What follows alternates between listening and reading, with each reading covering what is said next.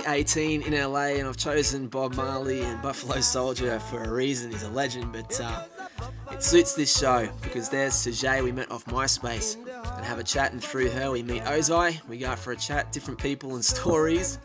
After Ozai we get to meet Nesta, and then we go back to Vinny's place where he was cooking some food, and Vinny's a legend if you've seen the clips already, and it just gave me the opportunity to see how amazing it is to have all these adventures. Then we jump in with Ashley Hamilton again, hilarious, and finally we meet the inspiring Robin from the Pussycat Dolls. She created it, so that's what the day was all about, the 18th, and the 18th show here in LA. But we kick things off with Sajay. She's just really cool. Awesome to meet off MySpace there. She was with Mike Tyson. We sat down to find out a little bit about her story. How are you? Good, how are you? I was going to say your name, but I like the way you say it, so introduce yourself. My name is Sajay. Nice to meet you here in LA. You too? Yes. We've got no idea where we are. At some park, there's a soccer game going on, but we met on MySpace, which is a funny story, part of the random thing about travelling around. But tell us a little bit about you. You grew up where? I grew up in Jamaica, actually, and then I moved to New Jersey, then to New York, and then to Europe, and now here. That's a cool story. So it's a big difference. Now we're in the park. We are in the park in LA somewhere near a shopping centre we just were at. But what was the culture shock like when you first moved from Jamaica to New Jersey? Well, when it first started to snow, I thought it was dust coming from the ceiling. I'm like, yeah, it was a big culture shock, you know, more relaxed in Jamaica than here. Okay. You know, but New York is crazy too.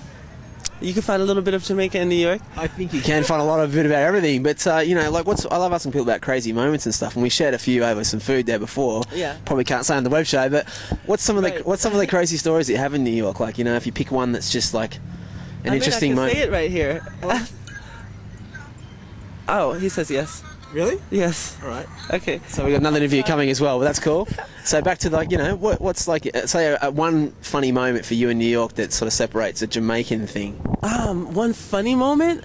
I don't know about a funny moment. There's many funny moments, but crazy moment. I had more crazy moments than funny moments. Well, let's go with the crazy one.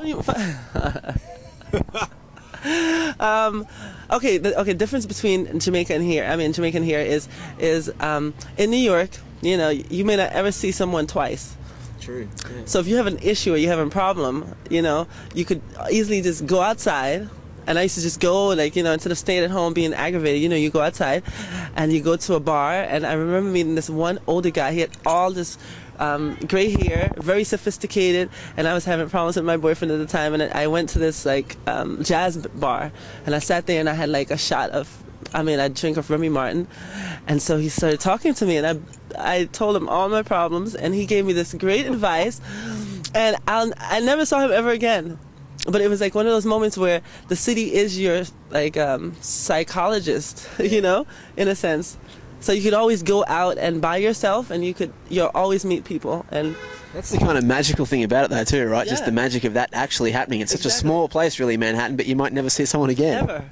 And that makes you more free because you could now do what you want because you'll never see these people ever again. Right. You know? So go crazy. And then. So what brought you to LA? Well, I got a job as a director's assistant. I know nothing about movies, but I got this job.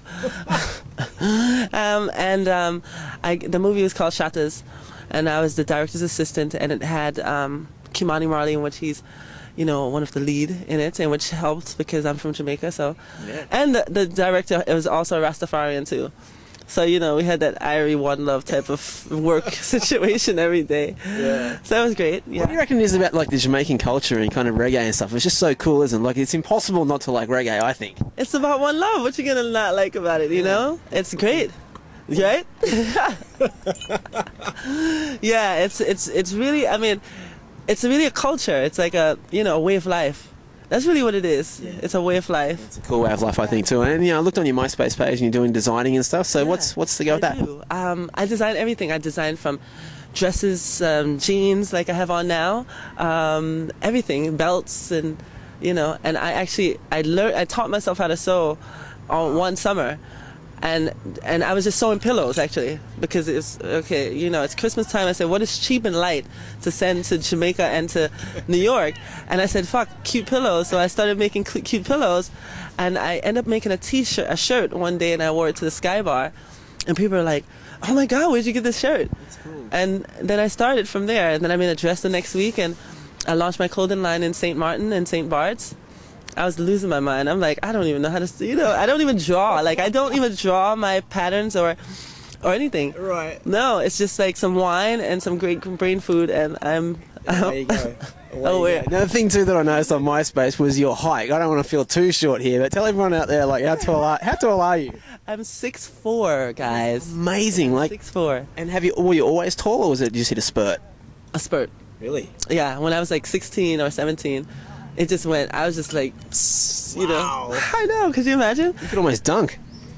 Probably if I wanted to, but sports is not my thing at all. You know, at all. I did play basketball in high school. Okay. Because my mother wanted me to.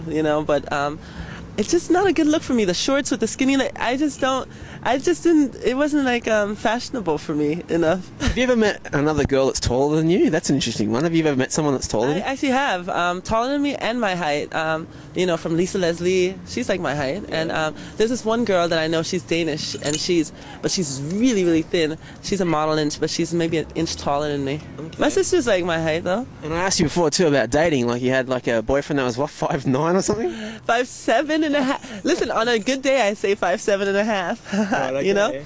On a good day, but it was cool. He was Cuban and Argentinian, so he had this attitude like a big 7-foot man. Right, okay. And so I'm like, you're a little cocky, but that's kind of sexy. So it worked, That's pretty cool. Funny look. But no, I do a show that's all about like dreams and stuff. So I'm wondering, like, what's your dream, and what would be the ultimate if you could live it, actually? My ultimate, my real ultimate, because everybody has a purpose, And so my purpose, I believe, is just giving back, like humanitarian. Like I sponsor a child in there's this Rasta school. Well, it's founded by Rastas from Jamaica. It's in Shashamane, Ethiopia. Wow. And it's a school for development for like all types of kids. But anyway, I sponsor a child there. And I want to continue to do stuff like that, because at the end of the day, modeling in New York, parties, fashion, at the end of the day, then what else? It's a bit chaos, isn't it, like that lifestyle? It is. I love it, though. It's good for fun chaos, too. I love it. It's just a good balance of what do you do after you're now in the mix of these things. Right. Sorry. Yeah. When do you want to okay, I'm sorry. He wants to know. That's okay. We've got another interview coming up, too, which is very random, which is what the show's all about, which is cool. Say now. But what do you think, like, if you explain the Rasta culture for someone, how would you put it into words? Well, for instance, I wear, if you see here, and this is Haile Selassie, in which he's this is what Rastas, this is their main god, or what have you. He's from the lineage of King Solomon and David from the Bible, like Queen of Sheba, all this stuff. Okay. And so when they say Rastafari, his name before Haile Selassie first name was Ras, and then the last name was Tafari. So what you're really saying, Rastafari is this guy here. Right. It's like Michael Franto.